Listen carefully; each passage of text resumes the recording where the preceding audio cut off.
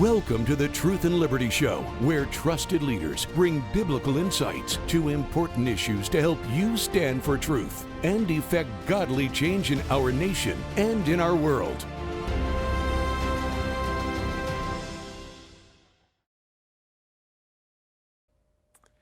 Hello, everybody. Thanks for tuning in today to the Truth and Liberty Show. So glad to have you joining us today. We've got a great guest in line for you, Erin Lee, the Executive Director of Protect Kids Colorado, and we're going to be talking about the crazy, wacky transgender movement and how to fight back, and she is really fighting back. You're not going to want to miss. Before we get into the monologue for today's show, though, I wanted to remind you guys that the Truth and Liberty Conference, the annual conference, is this September 11th through the 13th here in beautiful Woodland Park, Colorado. And our guest speakers this year are not people you want to miss. Charlie Kirk is actually joining us live and in person on Thursday night to open things up, and it is going to be awesome. Also, Pastor Lorenzo Sewell, who led the prayer at Donald Trump's inauguration, is going to be joining us, and I know he is going to set the house on fire. I'll be speaking. Andrew will be speaking. Several other speakers. We're going to have live dramatic performances, workshops that'll equip you to stand for truth, and dozens of like-minded Christian conservative organizations are going to be here. You can connect with them. It's all about getting equipped, getting informed, and standing for truth in the public square. So join us for this year's Truth and Liberty Conference. You won't want to miss it. Go to our website at truthandliberty.net and you can register today. Also, we have a free gift for you today. We're making available my booklet. It's called Faith for America. Did you know that during World War II, the United States was suffering because the Nazis had counterattacked at what was known as the Battle of the Bulge? They had the 101st Airborne Division surrounded at the Belgian city of Bastogne. We're about to wipe them out. No air cover, no ability to counterattack. We were paralyzed. And God answered the prayer of General George Patton and those of his men as they sought him to clear up the weather. And we were able to advance, to come in with aerial assault and drive back the German forces and march on to Berlin and win the war. That's just one example of how faith and reaching out to God by faith for our nation has turned things around for us in the past and will turn them around for us again. So pick up your copy by going to going to Truth and Liberty GTN, truthandlibertygtn.com.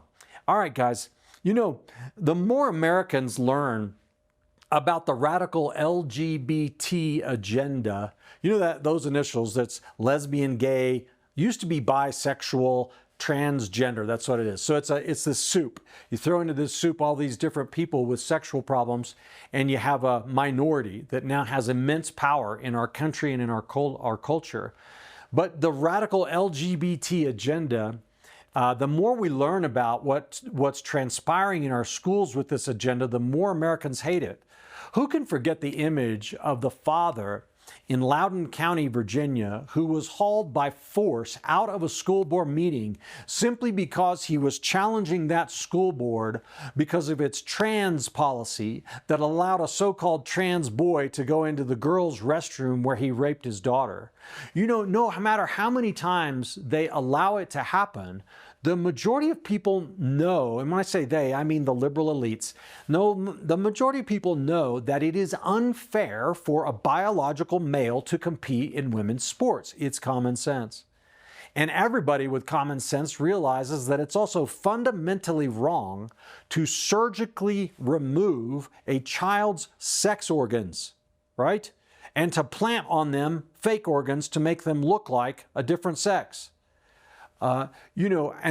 People of common sense and good nature also recognize that it is fundamentally wrong to secretly so-called transition a child and not inform that child's parents.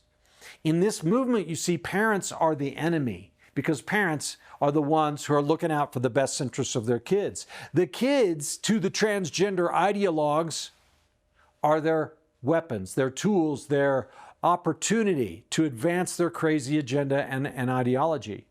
Well, guys, we have to stand up and fight back. The time has come. This issue is huge, and we can't let it go on. Make no mistake, the trans ideology is insane. Let me just unpack it a little bit for you. The first thing they do is they say, we need to change the language. So gender, what we used to call gender, is no longer sex. Gender is not what you are objectively, male, female. Gender is what you think and feel, right? So when they say, oh, gender is no longer binary, is not binary, it's because people can think and feel whatever they want, and that has to be treated as fact. No, gender is a feeling. It's subjective. That's number one. So they change the meaning. Number two, they say, and everyone has the right to express their gender, right? You get to act in a way that aligns with your feelings. Regardless of how bizarre or diverse from reality and biological reality your feelings may be, you get to live according to your imagination and your feelings. A 300-pound man with a beard can parade around at work as a fairy princess with lipstick, eyeshadow, and fake breasts in high heels, and no one's allowed to say anything. A man can put on a women's swimsuit, change his name to Georgiana, and compete against women in a girls' swim meet. Why? Because it's wrong to ever challenge someone's feelings. You can never tell someone that the way they relate to an issue is wrong or doesn't make sense. You see, we can't allow anyone to be offended. God forbid you could ever claim that there's such a thing as truth, objective truth. That is the underlying cardinal sin of all time, is to say that there's truth and all people are accountable to that truth. Why, you judgmental thing, how could you ever think such a thing? I get to make up my own truth. After all, I have my truth and you have your truth. It doesn't matter what age you are, by the way, you still get to express your gender. Even little kids have a right to express their gender. Remember how we define gender now. Gender is not what is, but what you think and feel. It even includes getting a doctor to block a child's hormones or cut off body parts or sew on new ones and pretend that now they're a girl or now they're a boy. You know, when a child goes through that procedure, it means they can never have kids. They can never have a normal family. It means you'll never really and truly ever be any full manifestation of either sex, because you've removed your reproductive organs and altered them in a way so that your body cannot, and gone through hormone replacement, you can't fully manifest as the God design gave you, what your every gene in your body is crying out to do in your body. But you can never really be the opposite sex that you think you want to be, because it's all fake and pretend. So you're trapped in this limbo land of an in-between sort of surgical mess. And we wonder, oh, why is it that these kids who've gone through cross-sex surgery are committing suicide now at a higher rate than they did before? That's because we can't ever go to the root of the problem. We can't ever go to the root of the problem and talk about what causes the feelings in the first place. What is the trauma that the individual has experienced? What rejection, what pain, what abuse, what confusion has been injected into their little minds because of these things that has caused them to have the feelings in the first place? No, you can't go there, because that gets down to the God issue. It gets down to who God made you to be. It gets ultimately down to Jesus, that He died for your sins and you're acceptable just the way you are. But we don't want to go there. No, we want to live in our feelings, and we don't want to have to challenge thoughts that are contrary to truth. We want to be able to embrace what we feel and do what we want because we want it, with no other justification. So truth is relative, and truth, there isn't even any truth. So if I feel like I'm a girl or I feel like I'm a boy, then I have a right to act like it and express it. Well, the next thing they do is they say it's not enough for a person to express their own quote-unquote gender. Now, all the world has to get behind them, and we're going to force you to do it. That's right. We have to call boys girls if the boy says he's a girl, even if he's a boy. We have to act normal and pretend like the boy is really a girl. We have to pay out of our own tax dollars for mutilating surgeries. We have to pay for our colleges, our schools, our universities, and everything else to endorse and embrace this philosophy and this ideology. And we can't object to homosexuals having, their own weddings and forcing us to participate in them by baking cakes or serving them with photography or whatever else. Oh, no. No, the whole world has to come along and adhere to this new dogma. Thank God, though. Thank God that there's light at the end of the tunnel. Thank God that there's a new day dawning. I believe the third great awakening is underway. President Donald Trump announced at his inauguration in the second term that the national policy of the United States of America is that there are only two genders, male and female. One of his first acts on day one of his administration was to issue an executive order that abolishes all transgender wording and traces of transgender ideology from the federal government. That means no funding of research, no grants to promote it, no trans ideology IDs on passports or any other place. No transgender personnel are going to be allowed in the military. No boys are going to be, we're not going to fund schools that allow boys to play in girls' sports. We're not going to allow men to be, biological men to live in women's prisons and any other residential environment. Guys, this is common sense. It's setting the ship aright. It has to be done. Now, it might seem harsh at times. And you know, people that suffer from gender dysphoria, their feelings do not align with who they really are biologically. Same-sex attraction, feeling inadequate as a man, and so on. These people are broken and hurting. And often, you know, they feel like they are on the fringes of society.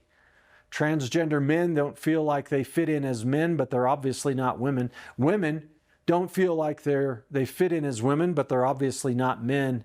I have compassion. I think all of us as Christians must have compassion on these people.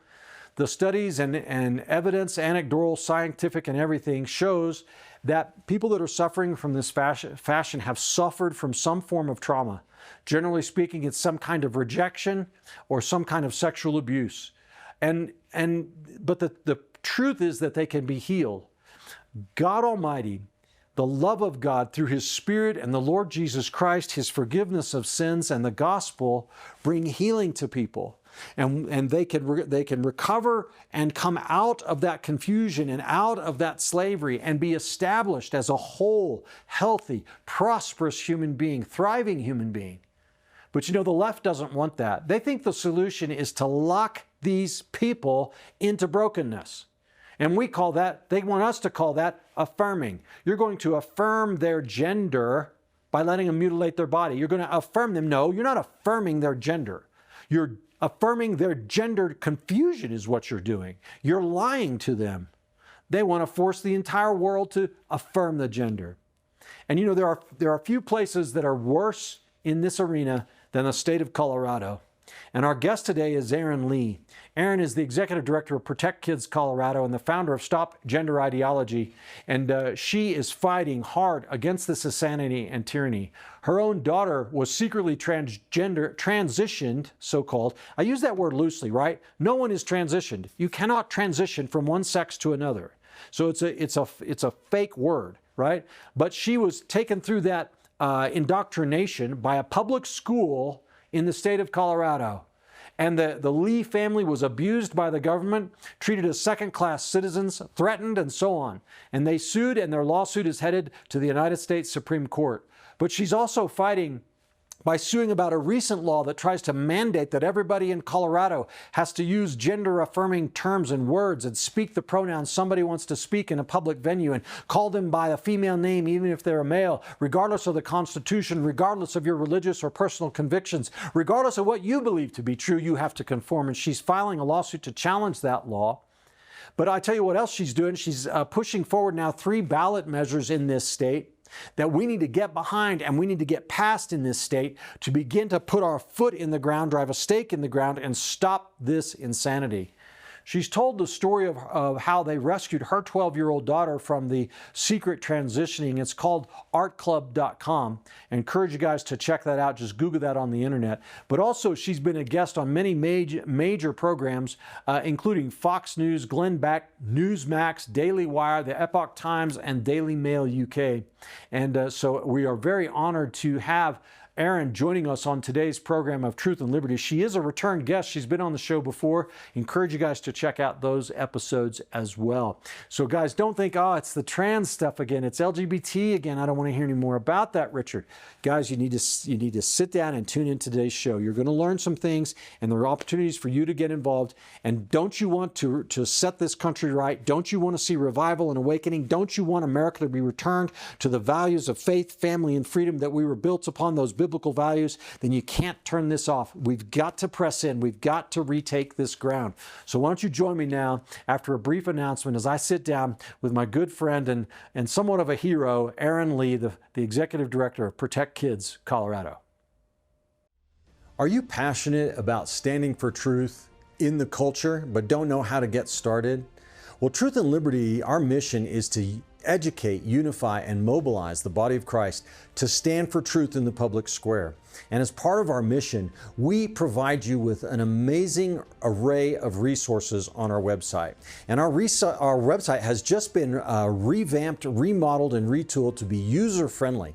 And I'm so excited about it because I believe that there's nothing like it out there anywhere.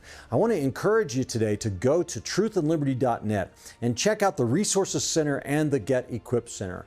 On our Resources Center, you will find hundreds of links, hundreds of videos, articles, blogs, even America's original founding documents can be found on Truth and Liberty's Resources Center. It's searchable by topic, preset topic, or you can put in a custom search to find exactly what you need and what you're interested in. In the Get Equipped section, we link you to tools created by our strategic partners, including Pray, Vote, and Engage tools. We culture impact teams, civic action teams, biblical citizenship in modern America, biblical worldview training, and more. So go today to truthandliberty.net and find what you need to get equipped to stand for truth in the public square.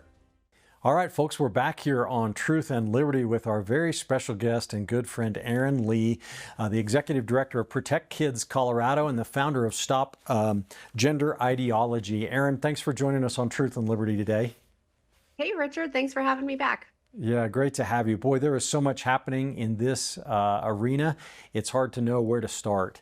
But I think what we ought to do probably is just begin with reminding our viewers a little bit about, I mean, you've been on the show several times, but can you just summarize for us how you got into this, the issue of gender ideology, fighting against transgenderism in our schools and everything else? What was your journey?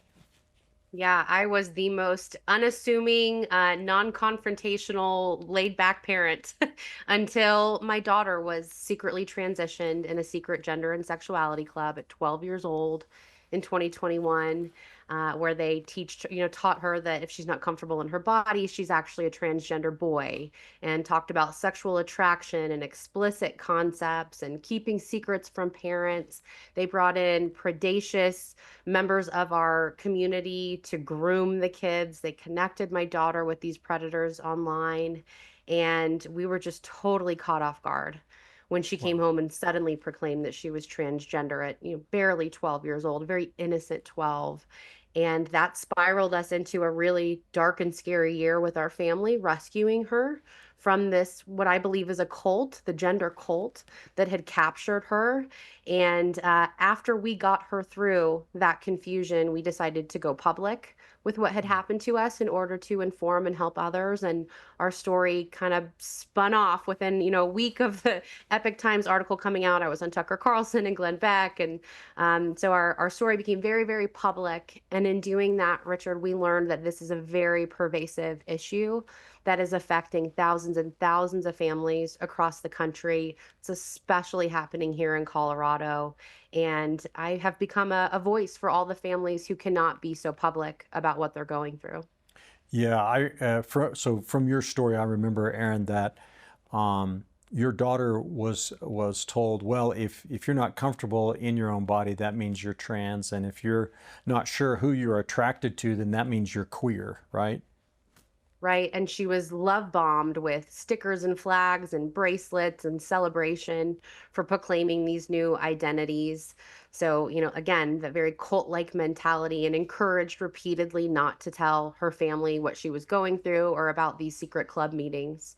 Yeah, they told her, Mom and Dad aren't really your friends on this, but you can talk to us. And they set up gave her access to a secret chat or something like that on another app, right, that you didn't know about.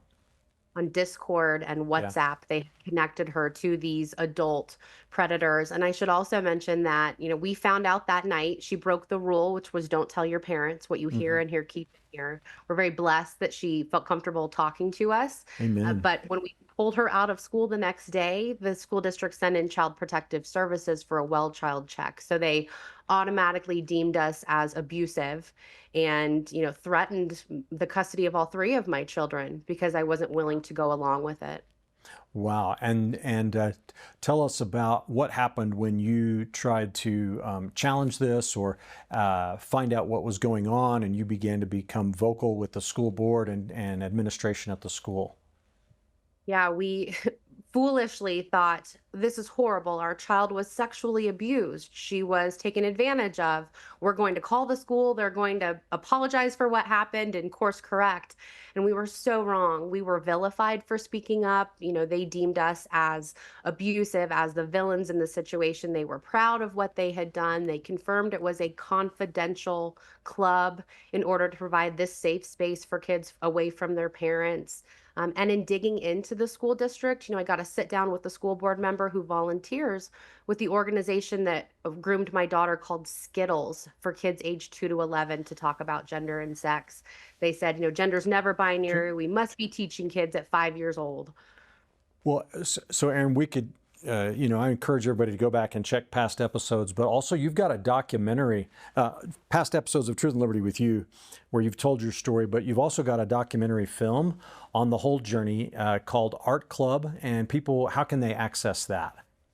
So artclubmovie.com. And thanks to Truth and Liberty and many others who got behind this effort, we aim to keep this free for people. So it's available on YouTube and Rumble. And it's really an intimate look by Senator Kevin Lundberg, who's also been on the show, at our family and what we went through. My husband really dives in, and he's not a public person, but it gives a great perspective from mom and dad of what we went through as a family. And we tie in, David Barton and ADF and Family Research Council, some other families who've been through this. So really want to help people understand the whole picture of not just our family story, but why this is happening and what we can do about it. Awesome. And so Erin, you make that film available for free, but the work you do does take money. And so how can people support you? Yeah, so I go by Erin for Parental Rights on all platforms, encourage people to follow. And then, as you said, I'm the executive director of Protect Kids Colorado. And that's really the whole of my work at the very moment, because we have some ballot measures going, and encourage everyone. You don't have to be in Colorado to support our efforts to engage the people of Colorado and change statute so that parents like me and families like mine are not harmed with gender ideology. And that's just protectkidscolorado.org. Awesome. Well, so you mentioned Colorado. I feel like Colorado is almost the epicenter of the trans and LGBT ideology movement. There's something called Queer Endeavor that was launched at the University of Colorado at Boulder several years back. And the governor of our state is a man married to a man. And there have been it's an incredible what the onslaught has been here. Truth and Liberty folks, we're located here in Colorado. Erin's daughter was in a school in northern Colorado. Can you summarize for our viewers kind of like how bad is it here in Colorado? What are some of the laws that have been passed, the insane laws that we are struggling with here in this state on this subject? Richard, I moved here in 2018 from Florida, and I didn't understand why at the time. We didn't have family here. We didn't have a job. I didn't understand why we were picking Colorado. I now understand this is spiritual battleground X for this issue. And I feel like the Lord brought our family here to go through what we've been through, to be a voice, to draw attention. You said it beautifully. Things are really, really bad in Colorado. It's kind of like, the testing ground for passing these bad policies in our school districts, in our state legislature. And since Jared Polis took office in 2018, so since 2019, there's just been a total, outpouring of these horrible laws that have been passed. They lowered the age of healthcare consent to 12.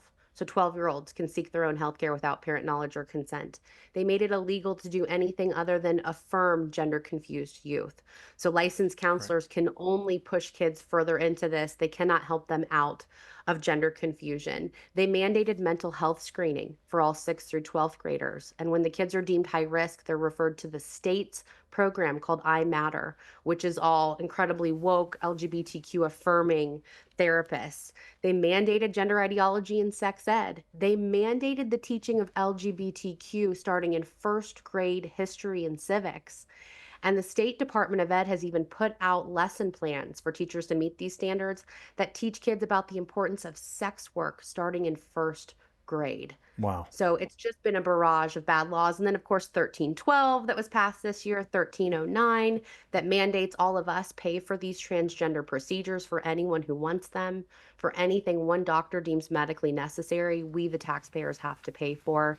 And we're also a trans sanctuary state. They passed Senate Bill 188 through 190, and then again, that was in 2023. And then this year they passed Senate Bill 129, which makes us kind of an impenetrable fortress of protection for these mutilation doctors. There's no course of action for the people who were harmed. There's no holding the doctors accountable. You can't even investigate the doctors for malpractice in Colorado. Wow, there was so much in that, Erin. I don't even know what to say. So when we say Colorado's now a trans sanctuary state, that means that minors can come here without their parents and get sex change operations, and no one can sue the doctor for doing it, even though he doesn't have parental consent. Correct. No one can even investigate the doctor. This Senate Bill 129 that passed this year made it so that you cannot respond to a subpoena from the federal government, from a medical board. Virtually, they're untouchable. And it also took testosterone off of the drug monitoring program and made all of the existing data secret. So you cannot get any data on testosterone prescriptions in Colorado. Yeah, so it's the LGBT mafia here, folks. For example, she mentioned it's a counseling ban. And they call it what do they call that, Erin? Where you can't go and get yeah, they call it conversion therapy, where like they're trying to convert you from being gay. But the idea is that even if you want help, if you're seeking help to avoid same-sex attraction, a minor cannot. A licensed health or a mental health care provider, a counselor, cannot help a minor who wants to escape same-sex attraction. That's called, they call it, conversion therapy, and it's illegal. I think it's a violation of the First Amendment, just absolutely obvious to me, controlling speech like that. And I think eventually that's going to be overturned at the U.S. Supreme Court. But we're in this battle, Erin, and it's incredible, some of the stuff that's going on. But there is light at the end of the tunnel. I think there's hope and reasons for optimism. And one of the biggest ones is the election of Donald Trump to the presidency and what's going on at the federal level. Are you keeping up with that? I know Trump, on day one in office, issued an executive order related to woke trans ideology in the federal government. And I tell you, he's just going through like a bull in a China shop, getting rid of this stuff. What do you know about that? I mean, I'm obviously so pleased that this is an issue that he's tackling. It's my platform. It's my issue. I should mention real quick that that law is being challenged by Childs v. Salazar, and the Supreme Court did take it up. I wrote an amicus brief in the cert petition. I'm writing another one for the case that should be heard in September or October. So encourage people to pay attention. That law, which was 1911-29, I believe will be struck down by the Supreme Court, and Colorado will once again be an example of at the Supreme Court. Are you talking about the conversion therapy ban? Correct. Oh, awesome. Yeah. Yeah. Very good. Matt Staver is actually on campus with us today, who leads Liberty Counsel, and they are challenging that same ban that was in a local level in Florida at I think it was Orlando or somewhere. Perhaps they're involved in that case too. But anyway, go ahead. So how about Trump's executive order? Man, he's doing everything he can with the power of the federal government. And I caution people that, yes, he's taken the pendulum and swung it back the other way, and in the biggest way that he can, but he's restricted by only having the power of federal funding. And so in the situation of Colorado, for example, I've had people say, well, why aren't the schools stopping this? The schools are still pushing all this. Trump's executive order said stop it. Well, in Colorado, only about 10% of funding in our public schools is federal funding. And so the school districts are thumbing their nose at the executive orders and saying, well, we won't take your funding then, and we'll continue to do what we're going to do. Hmm. And so, yes, the pendulum is swinging back, but we, the people, especially in these blue states and these blue communities, have got to take the baton and continue running with local legislation, with our school boards, with, the influences here in our local communities. Yeah. Well, and Erin, I know that you are also involved in some court proceedings. You just mentioned that Salazar case. Your family, you on behalf of your daughter, you and your husband have filed a lawsuit about what they did. How's that going? It's going better than we could have expected. So we filed the suit in 2023. Pam Bondi actually took our case. We're represented by America First Policy Institute. So pretty cool that my attorney is now America's attorney. She's the real deal. I think You very, probably very want her highly. back. She's so good. And she took half my team with her to the DOJ. So we're all in good hands with Pam Bondi and her team. But it's going, as well as we could hope for. It was dismissed by the 10th Circuit, and that dismissal was upheld. But we are preparing to appeal to the Supreme Court.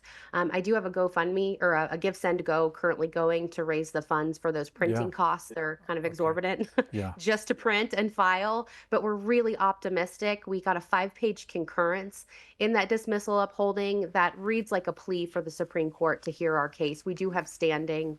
They did confirm that our kids were harmed and the policies were bad. So certainly welcome prayers that that case will be heard and will set precedent once again in Colorado.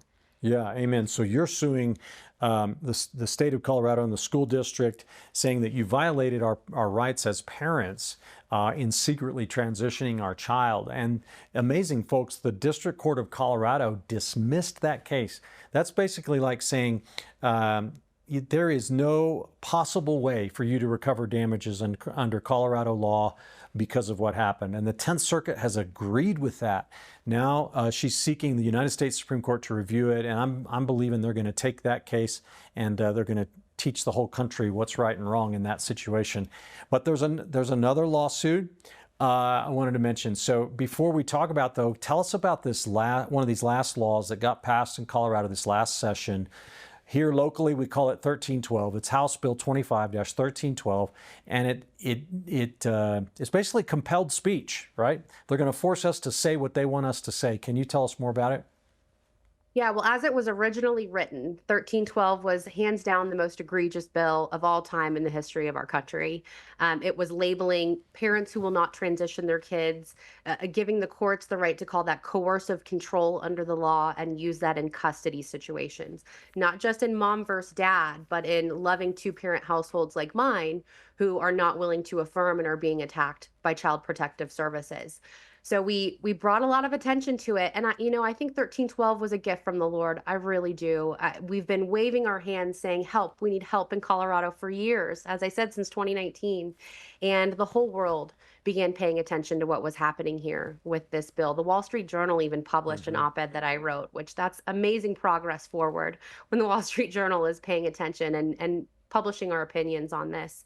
Now, the pressure that we put on caused them to change the language. In my opinion, the law is the same. The end result is the same.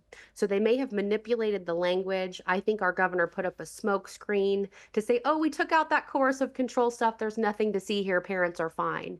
But the reality is that parents are already losing custody of their kids for not affirming their transgender identity. I'm helping a handful of dads right now. 3 of them are very public here in the state of Colorado who have had their custody rights stripped for not being willing to call their daughters boys or to medicalize their young sons. In one case, it was a very left-leaning dad, a public school teacher, whose wife suddenly transitioned both of their sons, 7 and 9. She herself suddenly said she was trans. Then she suddenly said the 2 kids were non-binary and trans. And when the dad expressed skepticism about the 9-year-old getting puberty blockers here at Children's Hospital, that's when the wife took him to court and he lost 100% of his custody rights. Wow. So it's already happening. 1312, if they had, as written, it would have allowed us to challenge in court. By taking that language out, it enables them to continue this as practice and procedure. So 1312 state law that makes it illegal discrimination in the state of Colorado to not refer to a trans person by their preferred name and pronoun in a public setting, in an employment setting, or in any kind of advertising related to that. And so we are immediately up against a free speech here issue with that. And Protect Kids Colorado is a plaintiff along with some other organizations. And that is a new lawsuit that's been filed. So hopefully that'll turn out well. We're believing for the best there.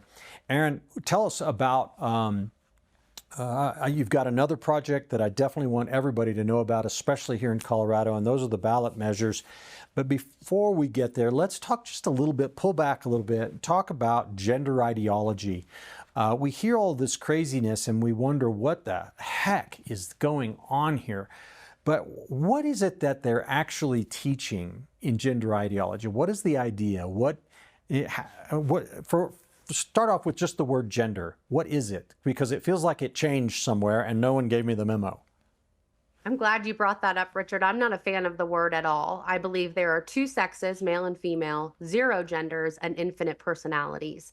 And so they've conflated your personality with gender and gender identity. And so this, when people ask me, where did this come from? How did we get here? I typically say all roads lead to Marxism. The Communist Manifesto laid out exactly what they intended to do, march through the institutions. And so our higher education system has been completely hijacked, and our whole generation of teachers have been led to believe what I call toxic empathy. Their empathy has been weaponized. If they're not grounded in biblical truth, then they're being deceived by what the world is saying is kind and true and empathetic. And, on a wide scale in all 50 states, even in conservative school districts and conservative states, they are teaching gender ideology, meaning there are infinite genders, that you can change your sex, that you can pick your sex. And as we talked about at the top of the show, they're starting this with kids as young as age 2. The whole philosophy of it, if I understand it right, is that whatever you feel and think in your own mind about your sex identity is the new reality. That is real.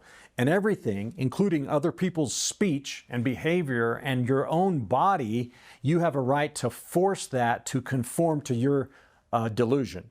Now, that's how I understand it. Do you think I'm accurate in how I said that?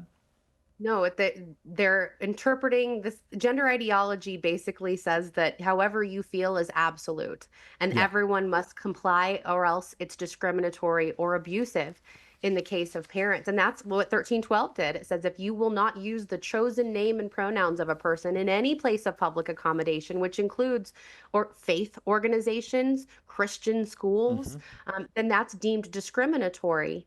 And they even passed a sister law. A lot of people don't realize they passed House Bill 1239, which sets the penalty.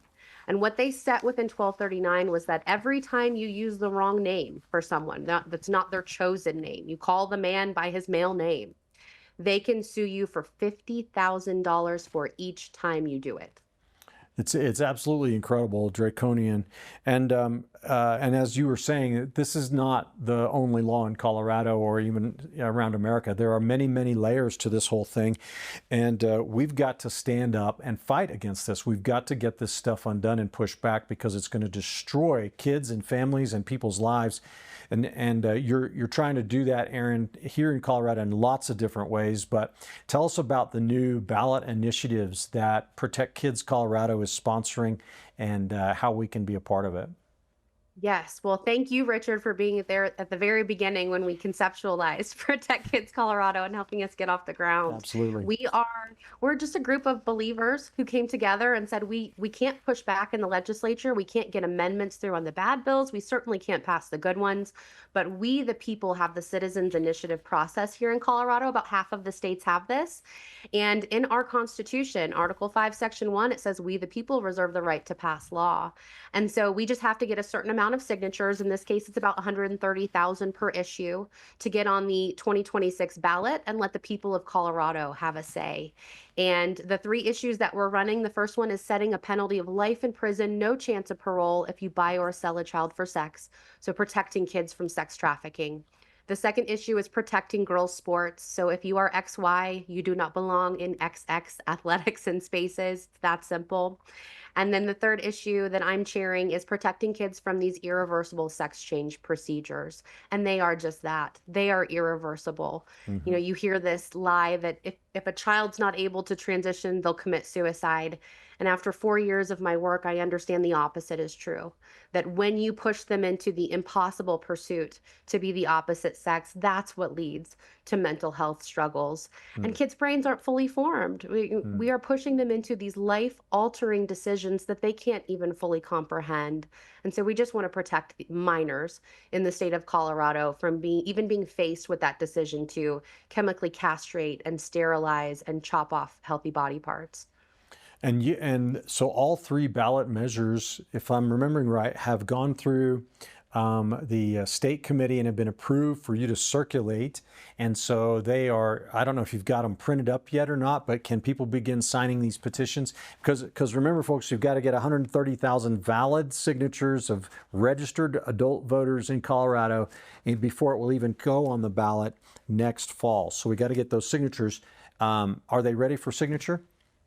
Not just yet. We're way ahead of schedule. And that's because, for example, last year we filed 20 ballot initiatives. The Secretary of State denied 17 of them. They tried to say the word parent was too confusing for Colorado voters. I mean, it was nonsensical, their arguments against us. And so we didn't anticipate winning on the first try this time around. Way to We're go. blessed to have Scott Gessler, the former Secretary of State, as our legal counsel, and he's brilliant. And he got us through ahead of schedule. So we have approval to print. We will be printing in the next few weeks. We'll have them in hands by July 1st. And anyone can take a petition. You know, there's a lot that makes people feel hopeless here in Colorado. We said this is spiritual battleground X. It's a dark place. We've got a huge uphill battle, and people struggle with a way to engage and make change. But we've done all the work for people. All they have to do is take a petition, have some conversations with the people around you, get 40 signatures and return it. And if we all just do a little bit, then we will absolutely get on the ballot and we will topple the dominoes in Yeah. Colorado when we, the people, say we've had enough.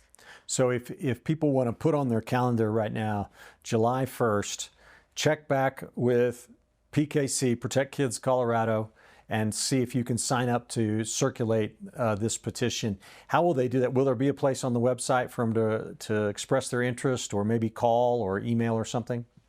Yes, so they already can. We're at protectkidscolorado.org, and there's volunteer buttons all over the website. Those go straight to me, so you'll hear from me personally if you sign up to volunteer. And we have a great county captain system. So we have captains in every county who are in charge of the petitions for their area. And if people want to sign up now, we'll go ahead and get them connected to those captains so that July 1, the petitions will be in their hand. Okay, that's awesome. So once again, we don't have the website up, but protectkidscolorado.org, right? Okay, so awesome. Okay, so let's dive back into the first or the issue that you're leading on. This ballot measure would ban sex change surgery on minors. Is that right? That's correct. Yep. These, Would it would it also orthodonties and phalloplasties. would it also ban the hormone treatment or just the surgery? Just the surgeries. Unfortunately, we were blessed to have some great polling donated to our organization. We did, a series of polling and focus groups, and the people of Colorado don't understand the hormones. We're just not in a place yet where people are ready to guarantee a win at the ballot box on this issue. So it's just the surgeries this time around. And if it were up to me, I would have banned social transition as well. I think even just telling a child they're born in the wrong body should not be legal. But we have a plan for continuing the effort of banning those puberty blockers and addressing social transition in the legislature or in future initiatives. And Erin, the United States Supreme Court, we just saw it announced, I think this morning, was it out of Tennessee? A really important case on this subject. What was that? Yeah, so the Scarametti case, it's a great day to be doing this interview because the SCOTUS ruled 6-3 that you can ban these procedures, both the hormones and the surgeries for children. And this was Tennessee did a complete ban actually after Matt Walsh exposed Vanderbilt hospitals, Hmm. how they were mutilating, just horrifically mutilating children. And they put a ban through the legislature, and then it was challenged. Joe Biden jumped on the challenge, and the Supreme Court upheld that you can put a ban in place for these procedures on minors. And 27 states have done so. They are Wow. all red states. They've all done so through their legislature. And so we're excited that Colorado will set the precedent for blue states, very blue states, by the will of the people, also saying we're not going to allow our children to be harmed in this way. So these surgeries, people need to understand, if they don't already, that they don't make a boy into a girl or a girl into a boy. Is that right? It's impossible. It's impossible to change your sex. It's in every fabric of your being. It's in your DNA. You're either XX or XY. And so, as I said, it's an impossible pursuit. And they're selling kids a lie. Hmm. They're pushing the suicide myth on parents and on children. If you don't transition, you will commit suicide. Your child will commit suicide. We know the opposite to be true. But they're selling kids a lie that if you just change this thing, you'll feel more like a boy and Yeah. you can live your true authentic self. And every detransitioner, which is someone who's been medicalized and has now come out of that darkness, every detransitioner I've ever spoken to has said it made me worse. Hmm. Every procedure made me worse. And with every one I tried, they would push the next one. I tried the hormones that didn't work. So they pushed what they call top surgery, which is just a euphemism for a bilateral mastectomy, the removal of healthy breasts. And they just keep pushing. Well, that didn't work. Maybe I get a hysterectomy and that will make me feel more like a man. And with each procedure, their mental health goes down, down, down. So it's a Yeah. path to darkness, and it's a lie. Yeah. And kids, anybody really who goes through that, as you call it, medicalization, they suffer permanent sterilization. They will never have children, right? That's right. So anyone who has these puberty blockers, which stops your normal puberty from progressing into cross-sex hormones, is guaranteed to be sterilized. Hmm. And what's really scary here in the state of Colorado, our Medicaid website, so our publicly funded insurance website recommends starting these blockers at Tanner stage 2, which is 8 years old. So they're recommending with our tax dollars to start sterilizing kids at age 8. And 98% of kids that go on these puberty blockers as young as age 8 go on to the cross-sex hormones, which guarantees sterilization. And then the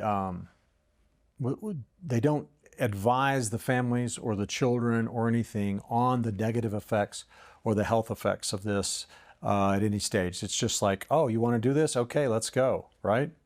Totally lacking informed consent. And I've spoken with families in Colorado whose kids were fast-tracked one therapy session and they were referred for the hormones, or one therapy session and they were referred for the surgeries as young as 14 years old.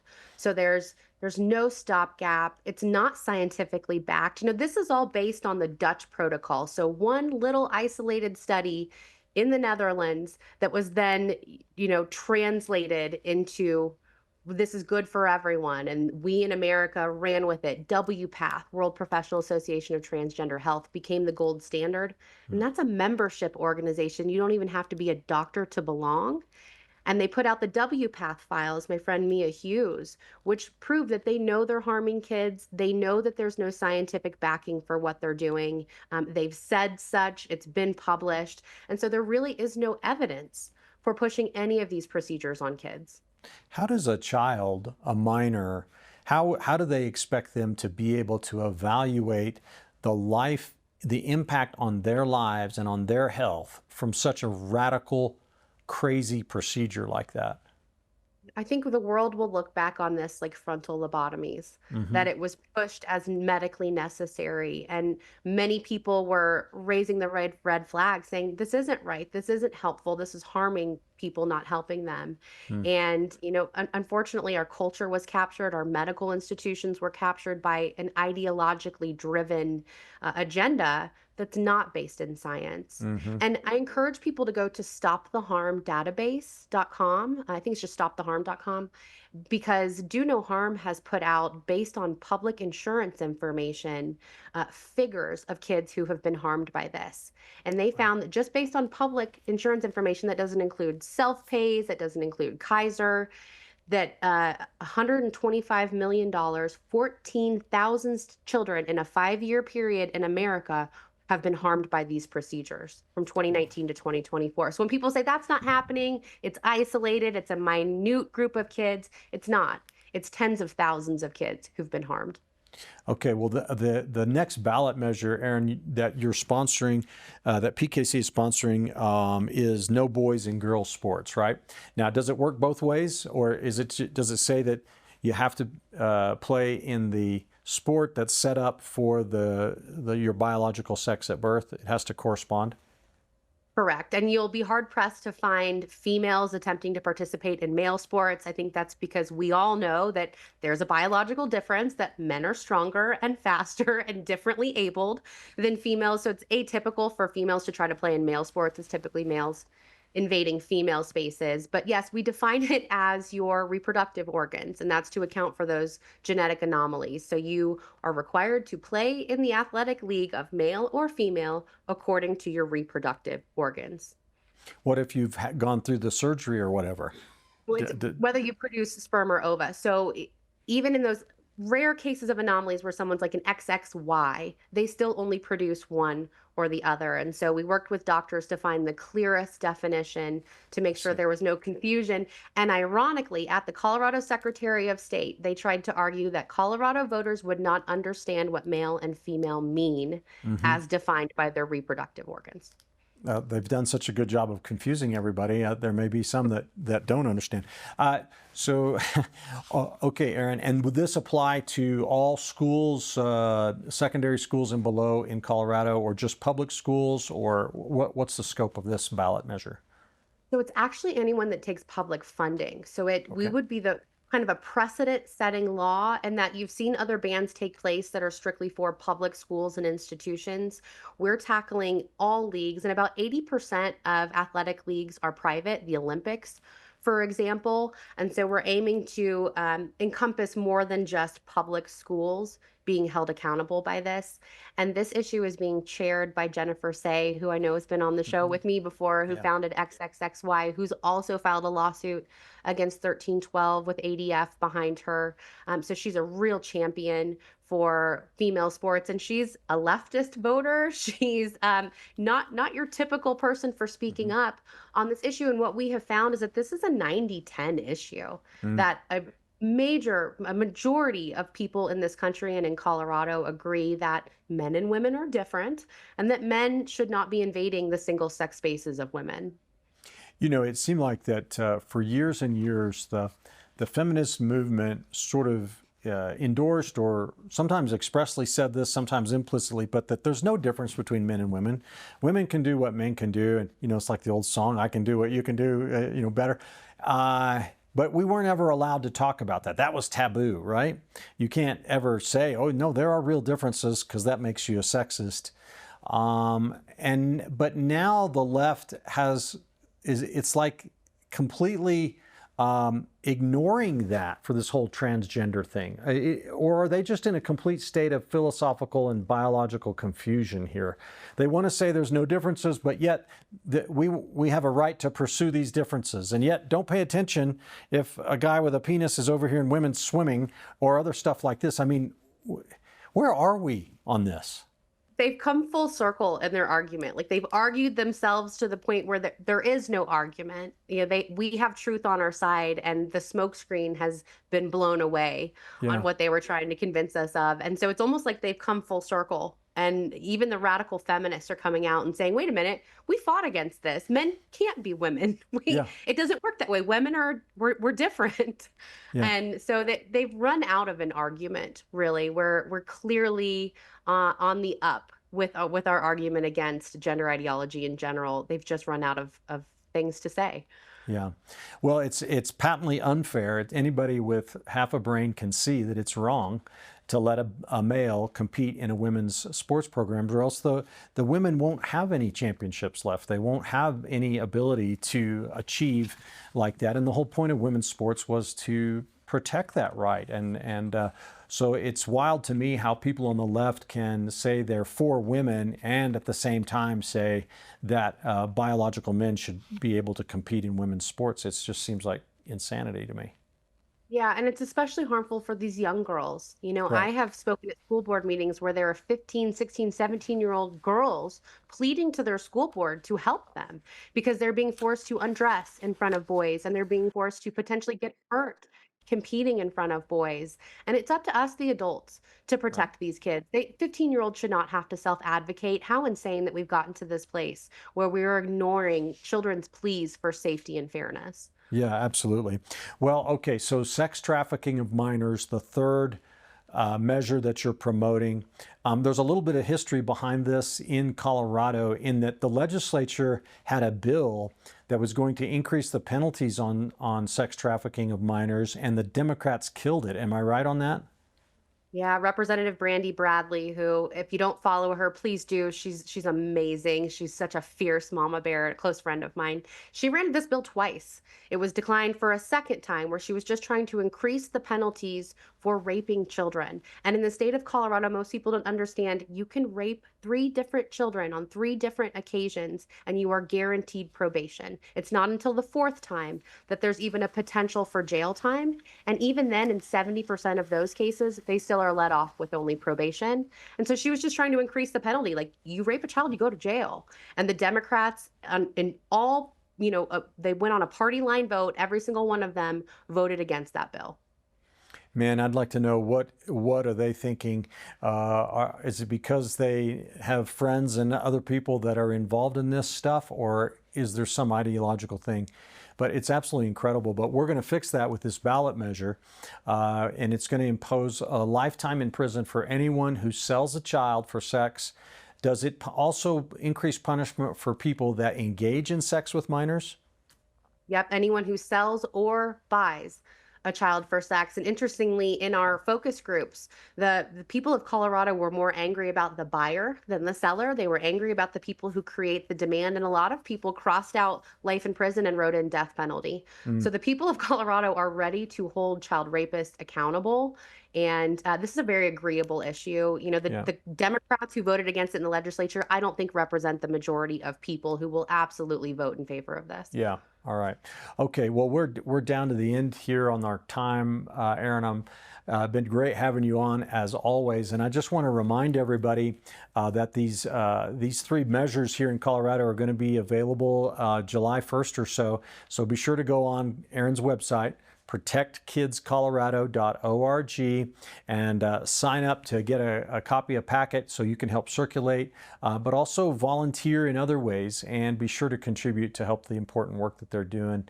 And also, Erin, you said you have a GoFundMe page for your family's lawsuit against the Poudre School District. How do they find that?